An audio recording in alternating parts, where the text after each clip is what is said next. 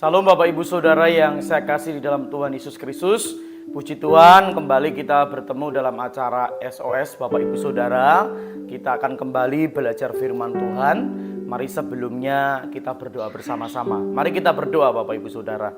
Mengucap syukur buat segala kebaikan Tuhan. Sampai hari ini ada, itu karena anugerah kasih setia Tuhan. Kami mau dengar firman-Mu, Allah Roh Kudus berbicara buat kami semua, sehingga pemberitaan firman dan firman yang kami dengar hari ini memberkati kami semuanya. Di dalam nama Tuhan Yesus Kristus, haleluya, amin. Bapak Ibu Saudara yang dikasihi Tuhan Yesus Kristus dimanapun kita berada, pada kesempatan hari ini saya akan menyampaikan firman Tuhan dengan judul progresivitas Bapak Ibu Saudara. Artinya dalam pengertian secara umum adalah bergerak maju Bapak Ibu Saudara. Jadi Bapak Ibu Saudara, tentunya hidup yang kita mau atau sesuatu yang kita mau capai atau sesuatu yang kita alami, terus kita maunya mengalami progres Bapak Ibu Saudara, yaitu kemajuan dan bergerak, tidak di dalam kondisi dan keadaan yang sama atau tetap Bapak Ibu Saudara.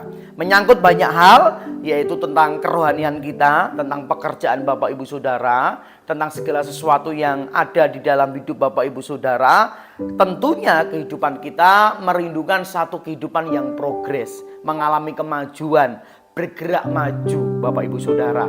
Tetapi Bapak Ibu Saudara harus mengerti, sebelum kita mengalami progresivitas itu Bapak Ibu Saudara, kita harus mengalami berapa fase kehidupan kita sebagai orang percaya atau anak-anak Tuhan atau sebagai umat Kristen Bapak Ibu Saudara, supaya kita bisa melewati itu semuanya Bapak Ibu Saudara. Lah hari ini Bapak Ibu Saudara, kita akan belajar mengenai kisah di dalam cerita kehidupan yang benar-benar terjadi dan yang dialami. Kita buka Alkitab kita sama-sama dalam Kisah Para Rasul pasal yang ketiga ayat pertama sampai yang ke-10 Bapak Ibu Saudara. Mari buka Alkitab Bapak Ibu Saudara, Kisah Para Rasul pasal yang ketiga ayat 1 sampai yang ke-10. Saya bacakan Bapak Ibu Saudara dengan judul Petrus menyembuhkan orang lumpuh. Ayat pertama. Pada suatu hari menjelang waktu sembahyang, yaitu pukul 3 petang, naiklah Petrus dan Yohanes ke bait Allah Bapak Ibu Saudara. Ayat yang kedua, perhatikan. Di situ ada seorang laki-laki, Bapak Ibu Saudara, ada seorang laki-laki, perhatikan, yang lumpuh. Jadi orang laki-laki yang lumpuh sejak lahirnya. Jadi ada seorang laki-laki lumpuh, tidak bisa berjalan sejak lahir. Dari lahir, jadi dia sudah lumpuh Bapak Ibu Saudara, seperti itu. Sehingga ia harus diusung. Jadi sehingga dia harus diusung. Kenapa dia harus diusung Bapak Ibu Saudara? Karena dia tidak bisa membawa dirinya untuk melakukan aktivitas atau sesuatu yang membuat hidupnya bisa bergerak Bapak Ibu Saudara. Sehingga dia memerlukan orang lain untuk dia dapat diusung. Nah di dalam kisah itu dijelaskan tiap-tiap hari orang itu diletakkan dekat pintu gerbang bait Allah. Jadi kenapa orang itu diusung Bapak Ibu Saudara? Karena tidak bisa berjalan sejak lahir lumpuh. Makanya ada orang yang mengangkat dia tiap-tiap hari. Jadi setiap hari Bapak Ibu Saudara, kegiatannya dia diusung di bait Allah setiap hari seperti itu. Dan ngapain di bait Allah yang bernama Gerbang Indah? Lah untuk meminta sedekah kepada orang yang masuk ke dalam bait Allah Bapak Ibu Saudara. Jadi tujuannya orang lumpuh ini diusung oleh temannya, mungkin oleh siapapun di situ tidak dijelaskan Bapak Ibu Saudara, ditaruh di bait Allah, disebut Gerbang Indah. Di situ dia di bait Allah itu bukan untuk mencari Tuhan Bapak Ibu Saudara, bukan untuk sembahyang atau berdoa seperti halnya yang dilakukan oleh Petrus dan Yohanes, tetapi dia minta sedekah waktu orang mau masuk di bait Allah itu Bapak Ibu Saudara. Jadi ini fase pertama. Fase pertama adalah fase anak-anak. Sehingga dia selalu membutuhkan pertolongan orang lain. Dia tidak bisa melakukan segala sesuatu sendiri Bapak Ibu Saudara. Dia melakukan segala sesuatu aktivitas atau sesuatu tentang hidupnya itu karena dorongan atau pertolongan orang lain. Lah Bapak Ibu Saudara, dalam fase mengalami progresivitas itu, hal yang pertama yang dialami oleh seseorang itu pasti mengalami fase anak-anak. Sehingga segala sesuatu yang mengenai kehidupannya masih membutuhkan orang lain, masih didorong, masih dibantu, masih diingatkan, masih diberitahu Bapak Ibu Saudara, masih diomongin Bapak Ibu Saudara, supaya mengenai kehidupannya dia bisa beraktivitas Bapak Ibu Saudara. Berapa banyak Bapak Ibu Saudara yang kadangkala kita nggak mengalami kemajuan, kita nggak mengalami progresivitas karena masih dalam fase anak-anak ini. Kehidupan kita masih harus perlu didorong orang lain, harus banyak dinasihati Bapak Ibu Saudara. Terus kita kalau orang lain nggak mengingatkan kita, orang lain nggak mendorong menasihatin kita nggak bisa melakukan apa-apa. Karena orang lumpuh ini kalau tidak ada yang mengusung, dia tidak bisa di bait Allah.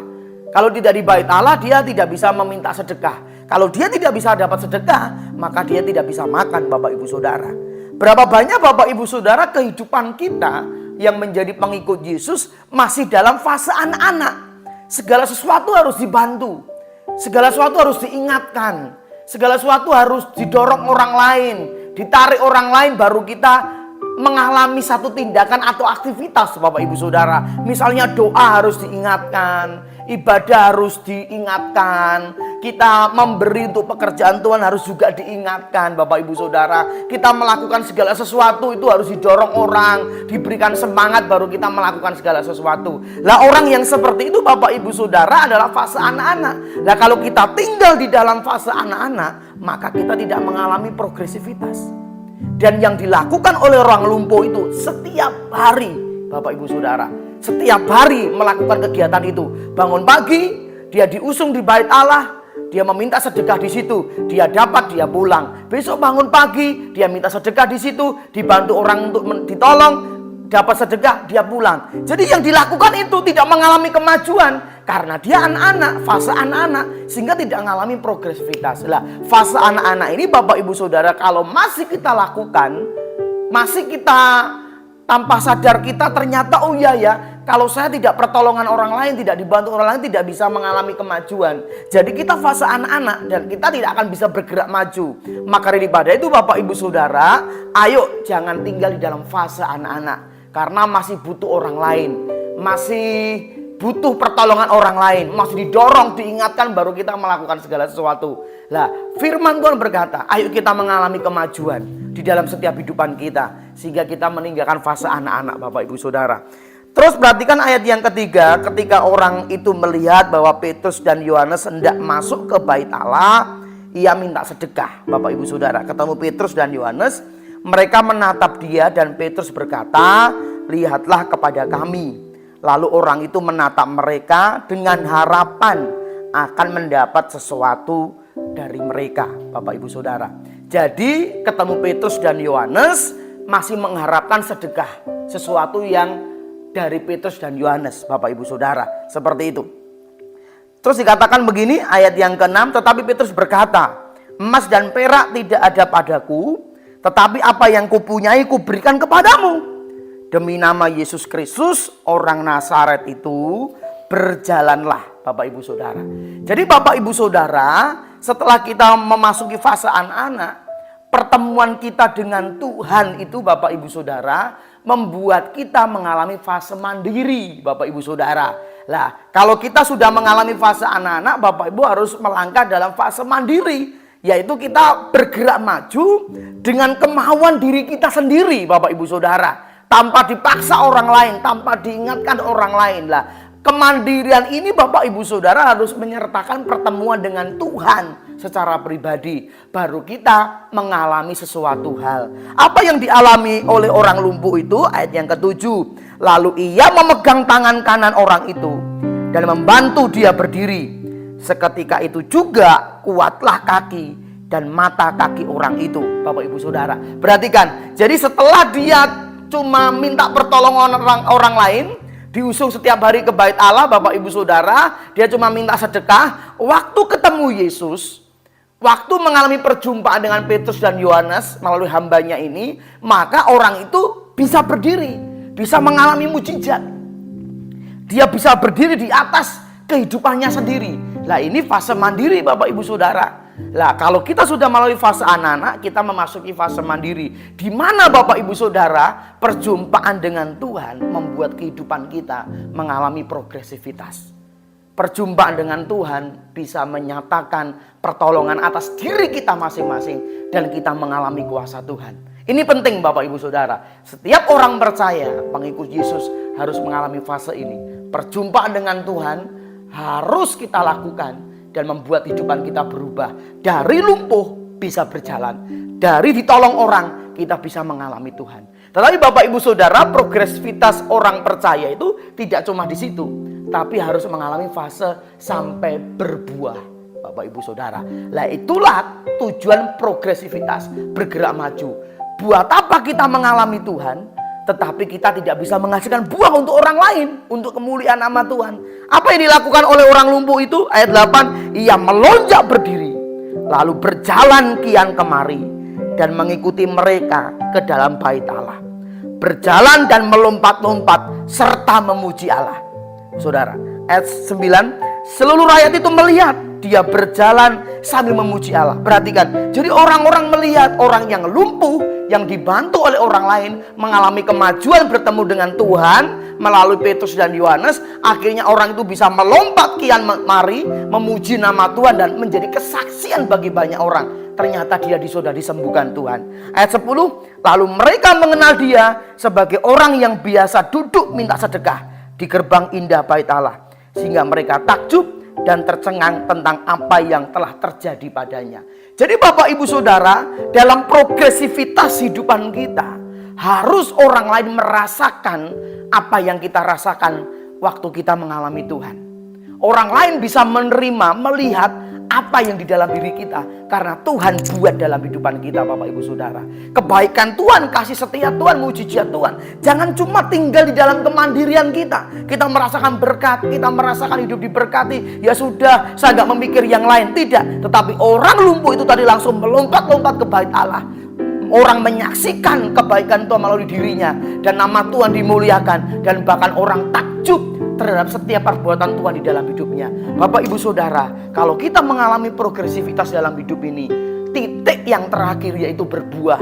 Berbuah berarti apa? Buah itu bisa dinikmati oleh setiap orang yang bertemu dengan kita, yaitu kasih Bapak Ibu Saudara, kepedulian Bapak Ibu Saudara, segala sesuatu yang Bapak Ibu alami dengan Tuhan jadi kesaksian bagi banyak orang. Itulah Bapak Ibu Saudara yang disebut progres. Jangan menjadi orang Kristen cuma menjadi anak-anak mandiri, tetapi harus sampai titik di mana Bapak Ibu harus berbuah. Sehingga yang dahulu Bapak Ibu Saudara ditolong Tuhan harus diingatkan, tapi kita sudah mandiri.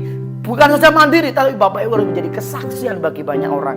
Melalui kehidupan kita banyak orang ditolong. Melalui kehidupan Bapak Ibu Saudara, nama Tuhan dimuliakan. Melalui setiap pengalaman hidup Bapak Ibu Saudara bersama dengan Tuhan Yesus, orang-orang bisa takjub di dalam setiap kehidupan kita. Dan orang akan melihat dalam diri kita ada Tuhan Yesus, ada kuasanya, sehingga mereka bisa percaya kepada Tuhan. Itulah fase berbuah. Itulah yang dikehendaki Tuhan, supaya kita tidak tinggal di dalam kelumpuhan, cuma meminta-minta saja, tapi Bapak Ibu harus naik kelas ke mandiri, dan sampai kita berbuah memuliakan nama Tuhan. Demikian renungan singkat yang saya sampaikan buat Bapak Ibu Saudara. Mari kita bersama-sama berjuang untuk progres dalam hidup ini, tentang rohani kita, tentang kehidupan kita, sampai titik kita berbuah memuliakan nama Tuhan. Mari kita berdoa, mengucap syukur buat hari ini. Terima kasih buat kebenaran yang kami terima.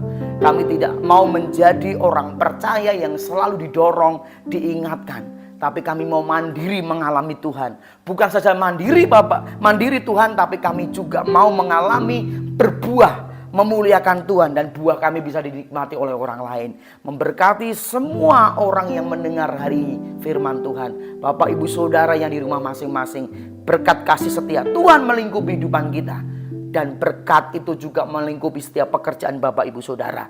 Kita menjadi umat-umat yang bertumbuh, berbuah, dan memuliakan nama Tuhan, dan semakin maju untuk Tuhan dan pekerjaannya. Terima kasih buat segala kebaikan Tuhan. Berkati seluruh jemaat Tuhan dimanapun berada, di dalam nama Allah Bapa, Putra, dan Roh Kudus, dalam nama Tuhan Yesus Kristus. Haleluya. Amin. Tuhan Yesus memberkati. Shalom.